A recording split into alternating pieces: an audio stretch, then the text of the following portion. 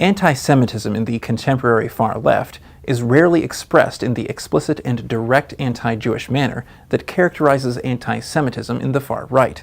It also differs from the more blatant forms that emanated from certain circles of the left prior to the Holocaust. That being said, the anti-Semitism found in this political sphere does build on many of the pre-Holocaust anti-Jewish tropes and perceptions, particularly those viewing the Jews as an omnipotent, powerful, world-dominating conspiratorial force.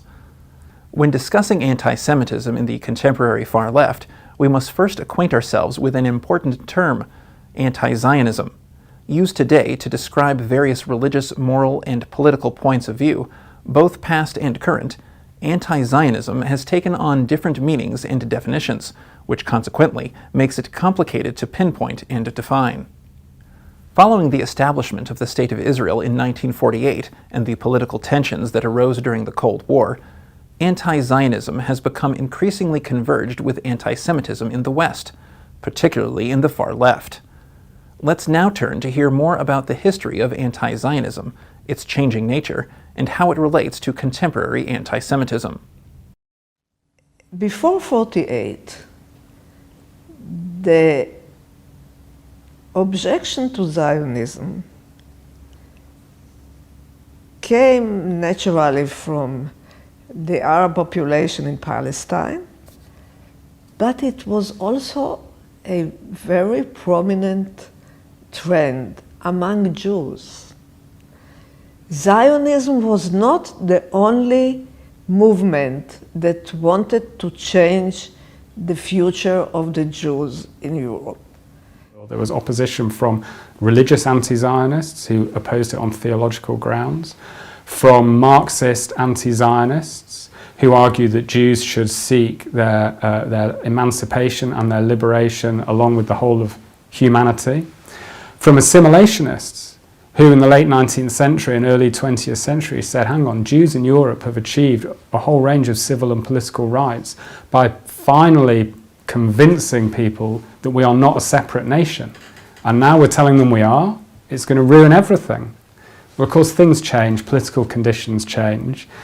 The Shoah happened and Israel was created. And those two events revolutionized Jewish politics. So now, a belief in the essential existence of Israel, that Israel is the Jewish homeland, is the view of the widespread majority of Jewish people, certainly in Britain. And anti-Zionism in Jewish politics is a very small fringe.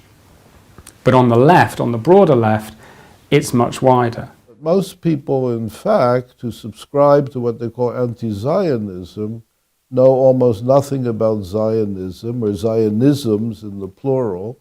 They're not acquainted with the history of Zionism.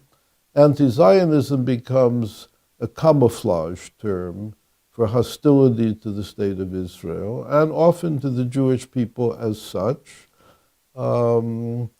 It goes well beyond what one might call legitimate differences with particular Israeli policies or particular Israeli actions. Those things need not, in fact, be anti-Semitic whatsoever. But when the existence of the state itself, Israel among all the world states, is brought into question, when the future of Israel is denied, when Israel is compared to apartheid South Africa and Nazi Germany, we've crossed the line into another realm altogether. Anti-Zionism is not a good term for it. I'm not sure that anti-Israelism, which is sometimes used, is a good term either. What I see is extreme, fervent, passionately driven hostility to the existence of a Jewish nation state. It's an anti-Zionism that is based on conspiracy theory, that is allied to openly anti-Semitic, violently anti-Semitic movements in the Middle East. And that draws on more anti-Semitic forms of anti-Zionism that really grew out of the Soviet Union and Soviet propaganda in the 1960s and 1970s. And unfortunately, this is the kind of anti-Zionism that is more prevalent now in that political space.